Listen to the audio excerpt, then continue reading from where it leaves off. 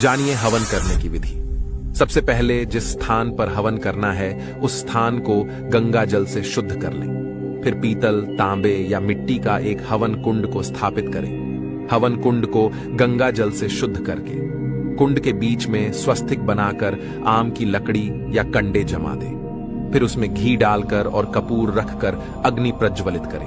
अग्निदेव को प्रणाम करके हवन कुंड में चारों ओर कुमकुम एवं हल्दी का तिलक कर पुष्प अर्पण करें। उसके बाद धरती माता की पूजन करें। धरती पर जल चढ़ाकर कुमकुम, हल्दी और पुष्प से पूजन करें। हवन सामग्री को अपने सीधे हाथ की अनामिका, मध्यमा और अंगूठे से लें। ध्यान रखें कि आपकी तर्जनी और कनिष्ठा उंगली बाहर की ओर रहे। फिर मंत्रों के साथ आहुति अग्नि में डालें। सर्वप्रथम भगवान गणेश तथा अपने गुरु के नाम का, फिर अग्निदेव के नाम का, फिर धरती माता के नाम का, फिर नवग्रहों तथा अपने कुल देवता के नाम का मंत्र पढ़ते हुए स्वाहा बोलते हुए हवन डालें। उसके बाद आप जिस भी देवी देवता का हवन करना चाहते हैं उनके मंत्र को पढ़ते हुए हवन करें।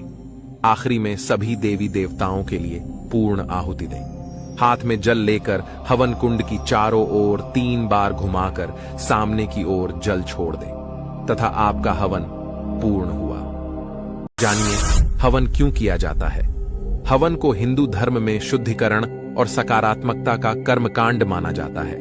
यही कारण है कि पूजा पाठ समेत सभी धार्मिक कार्य हवन या यज्ञ के बिना अधूरे माने जाते हैं। हवन के महत्व को न केवल धार्मिक बल्कि वैज्ञानिक दृष्टिकोण से भी महत्वपूर्ण बताया गया है तथा हवन का पवित्र धुआं आसपास की दुर्गंध को दूर करता है और धूप की सुगंध आसपास के वातावरण को सुगंधित बनाती है।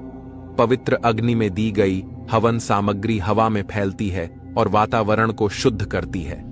पवित्र धुएं में जीवाणुरोधी गुण होते हैं क्योंकि यह कच्चे माल से बनाया जाता है तथा आपके आभा मंडल की भी सिद्धि हो जाती है, जिससे आपका ऑरा और भी ज्यादा सकारात्मक हो जाता है तथा आपके घर के आसपास भी एक सकारात्मक ऊर्जा उत्पन्न हो जाती है।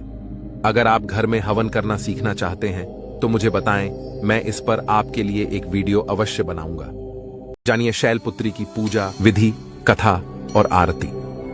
नवरात्रि का त्योहार 9 दिनों तक चलता है।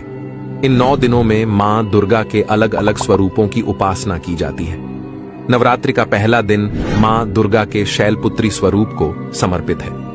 पर्वतराज हिमालय के घर पुत्री रूप में उत्पन्न होने के कारण इनका नाम शैलपुत्री पड़ा। नवरात्र पूजन में पहले दिन इनकी उपासना का विधान है। मां का यह स्वरूप बेहद ही शुभ माना जाता है। इनके एक हाथ में त्रिशूल और दूसरे हाथ में कमल है और ये देवी वृषभ पर विराजमान है जो संपूर्ण हिमालय पर राज करती हैं। नवरात्रि के पहले दिन मां शैलपुत्री की पूजा करने के लिए इनकी तस्वीर रखें और उसके नीचे लकड़ी की चौकी पर लाल वस्त्र बिछाएं। इसके ऊपर केसर से शम लिखें और मनोकामना पूर्ति गुटिका रखें। इसके बाद हाथ में लाल फूल लेकर शैलपुत्री देवी का ध्यान करें और इस मंत्र का जाप करें, ओम शैलपुत्री देव्यै नमः। मंत्र के साथ ही हाथ में लिए गए फूल मनोकामना गुटिका एवं मां की तस्वीर के ऊपर छोड़ दें। इसके बाद माता को घी का भोग लगाएं जो उन्हें अति प्रिय है तथा उनके मंत्रों का जाप करें। यह जप कम से कम 108 बार होना चाहिए।